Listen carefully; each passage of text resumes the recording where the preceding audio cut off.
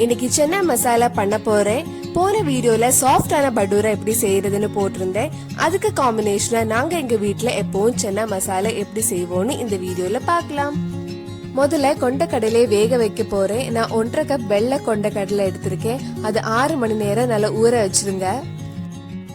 நம்ம மசாலா கறி பண்றதுனால தண்ணி கொஞ்சம் ஜாஸ்தியா இருந்தாலும் பரவாயில்ல.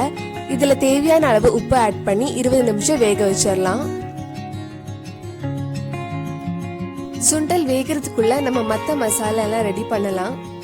ஒரு பேன்ல கொஞ்சம் எண்ணெய் ஊத்தி 2 கிராம்பு, 3 ஏலக்காய், ஒரு சின்ன பீஸ் பட்டை, ஒரு பிரியாணி இலை போட்டிருக்கேன். இதுல ஒரு பெரிய வெங்காயம் வதக்கலாம்.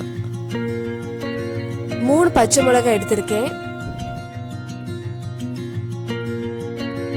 கொஞ்சம் உப்பு ஆட் பண்ண வெங்காயம் கொஞ்சம் சீக்கிரம் வதங்கிரும். வெங்காயம் கொஞ்சம் வதங்கினதும் 1 டேபிள் ஸ்பூன் இஞ்சி பூண்டு பேஸ்ட் ஆட் பண்ணலாம். வெங்காயம் நல்லா வதங்கி பிரவுன் கலர் ஆனதுக்கு அப்புறம் ஒரு சின்ன தக்காளி ஆட் பண்றேன். தக்காளி போட்டு கொஞ்ச நேரம் வதக்கலாம். தக்காளி நல்லா வதங்கினதுக்கு அப்புறம் நம்ம மசாலா எல்லாம் ஆட் பண்ணலாம். 1/4 டேபிள் ஸ்பூன் மஞ்சள் பொடி, 1.5 டேபிள் ஸ்பூன் மல்லிப்பொடி, மல்லிப்பொடி பச்சை வாசனை போறதுக்கு அப்புறம் 1/2 டேபிள் ஸ்பூன் மிளகாய் பொடி. மிளகாய் பொடி பச்சை வாசனை போனதுக்கு அப்புறம் 1/4 table spoon garam masala add பண்ணலாம்.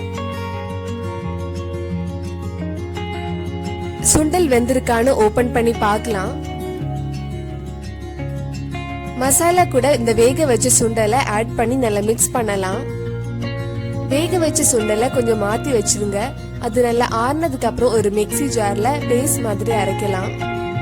அரைச்ச சுண்டலை நம்ம குழம்புல போட்டா குழம்பு நல்லா கெட்டியா இருக்கும்.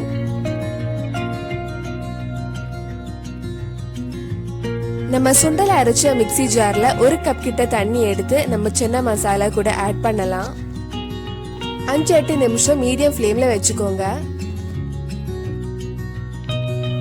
குழம்பு நல்லா கொதிச்சதுக்கு அப்புறம் கொஞ்சம் மல்லி இலை போட்டு ஆஃப் பண்ணிடலாம். குழம்பு ஆறுனதுக்கு அப்புறம் முதல்ல இருந்ததை விட இன்னும் கொஞ்சம் கெட்டி ஆயிடும்.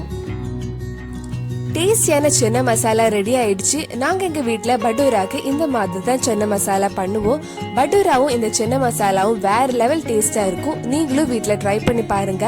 என்னோட பட்டூரா ரெசிபி நீங்க இன்னும் பார்க்கலனா அதோட லிங்க் கீழே டிஸ்கிரிப்ஷன் பாக்ஸ்ல இருக்கு. மறக்காம அந்த வீடியோவும் போய் பாருங்க.